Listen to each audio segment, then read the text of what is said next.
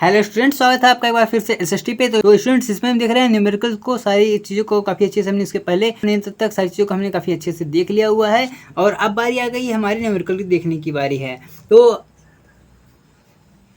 तो स्टूडेंट्स आइए देख लेते हैं आज का जो हमारा क्वेश्चन है। क्वेश्चन क्या है कि 20 सेमी फोकस दूरी की अवतल दर्पण के सामने 20 सेमी यानी जो इसका एफ दिया हुआ है, हम सारी चीज़ों को साथ साथ में लिखते चलते हैं। उससे क्या होगा, क्वेश्चन हमारा काफ़ी ज़्यादा आसान बन जाएगा। उसके बाद अवतल दर्पण के सामने एक वस्तु, इस बार वस्तु रखी हुई है और वस्तु को हम किससे लिखते हैं, यू से लिखते हैं। हमने आपको कई बार बता रखा है, इसके पहले वाले न्यूमेरिकल में भी हमने आपको बता रखा है कि जो वस्तु की दूरी होती है उसे यू से लिखते हैं।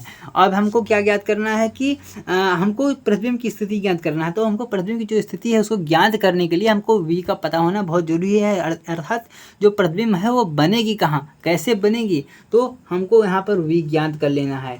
एक चीज़ और स्टूडेंट्स हमको यहाँ पर ध्यान देना है, क्या कि यह अवतल दर्पण के लिए बात हो रही है, अवतल दर्पण ना कि उत्तल दर्पण। और आपको पता है कि जब हम अवतल दर्पण की बात करते हैं तो यहाँ पर जो फोकस दूरी होता है वह माइनस में होता है और जो वस्तु होता है उसको भी माइनस में लिखते हैं। देखिए, जब मैं आवर्धन आपको बता रहा था तो उस टाइम पे मैंने सारी चीज़ों को आपको अच्छे से बताया था कि आखिर कब प्लस लगेगा, कब माइनस लगेगा, कहाँ लगने वाला है। आपको वो वाली वीडियो एक बार अच्छे से देख लेनी चाहिए।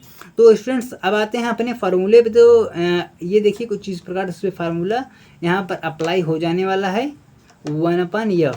तो हम सबसे पहले क्या करेंगे, एफ का मान रख देंगे। एफ का मान देखिए, सबसे पहले हम यू का रख देते हैं -30 प्लस 1/u, यहाँ पर -20। तो ये वाला पोर्शन जो है यह आपका माइनस में है, जब ये इधर जाएगा तो ये प्लस में हो जाएगा कुछ इस प्रकार से 1/v अपान 1 ये देखिए ये माइनस में है, ये यहाँ पर प्लस में हो जाएगा। ठीक है, कुछ इस प्रकार से। चूंकि यहाँ भी माइनस है तो यहाँ ये आगे चल के माइनस में ही आने वाला है। देखिए, अगर हम यहाँ कर दें 3 दूनी 6 यानी यहाँ 60 आ जाएगा। ठीक है, और जब इसको अच्छे से सॉल्व करेंगे तो यह देखिए कुछ इस प्रकार से आएगा।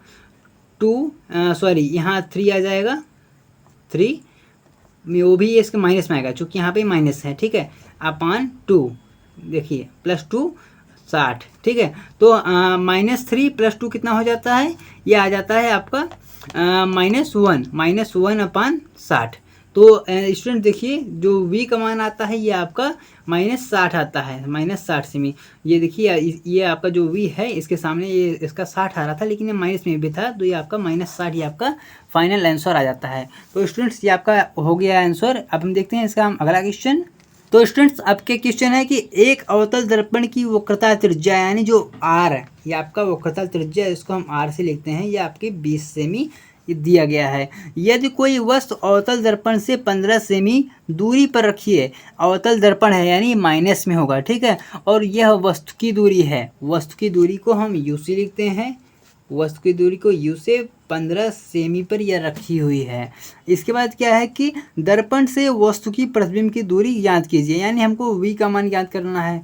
लेकिन हम यहाँ देखते हैं कि देखिए, अगर हम इसको फार्मूला लगाएं, जो अभी तक हम फार्मूला लगाते आ रहे हैं इसके पहले कि 1/v + 1/u 1/f वाला जो भी था, तो उसमें क्या होता है, उसमें f का भी मान हमें पता होना चाहिए, लेकिन यहाँ पर हमें f का मान पता नहीं है। तो उसके लिए हम क्या करेंगे, यहाँ देखिए r का मान हमें दिया हुआ है, तो सबसे पहले हम f का मान ज्ञात करेंगे। कैसे, एक फार्मूला होता है कि f = r/2। यह फार्मूला आपको अच्छे से याद होगा। ठीक है, तो अगर हम यहाँ r का मान रख देते हैं, /2 कर देते हैं, तो हमें यहाँ पर 10 सेमी f का जो मान है वही हमें मिल जाता है।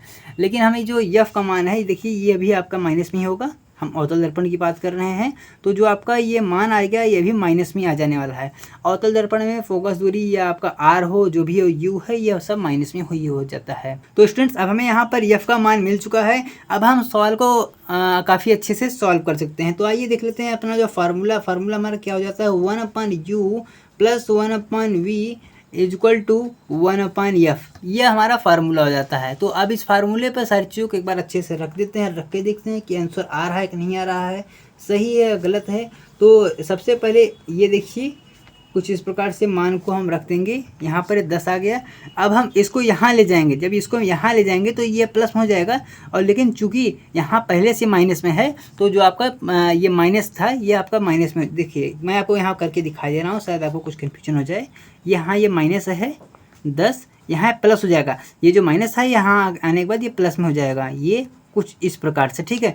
अब हम यहाँ पर क्या करेंगे, इन दोनों को जब हम लसाअ लेंगे, इन दोनों का जब हम लसाअ लेंगे तो हमें जो नीचे है, नीचे हमें 10 प्राप्त होगा।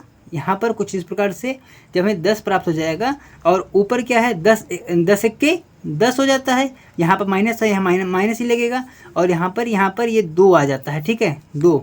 इसके बाद इन दोनों को अगर हमें जोड़ें तो यहाँ पर ये प्लस का निशान, यहाँ माइनस का है निशान, तो प्लस माइनस माइनस ही होता है। चूँकि यहाँ पर ये 2 पे प्लस है तो यहाँ पर ये प्लस ही रहेगा, तो 2 में से 1 जाएगा तो 1 आएगा अपान 10, ठीक है, ये अपान 10 में हो जाएगा। उसके बाद देखिए स्टूडेंट्स 1/v इक्वल टू 1/10 हो जाता है। तो अगर यहाँ से हम v का मान निकालें, तो v इक्वल टू 10 आ जाता है। तो 10 का मान ये आ गया आपका 10 सेमी v का मान। तो कुछ इस प्रकार से आपका ये सवाल था। तो स्टूडेंट बस आज के लिए इतना ही, मिलेंगे आपको फिर से इसके किसी नए वीडियो में और इसके कुछ नए अंकित प्रश्नों के साथ। तब तक के लिए जय हिंद।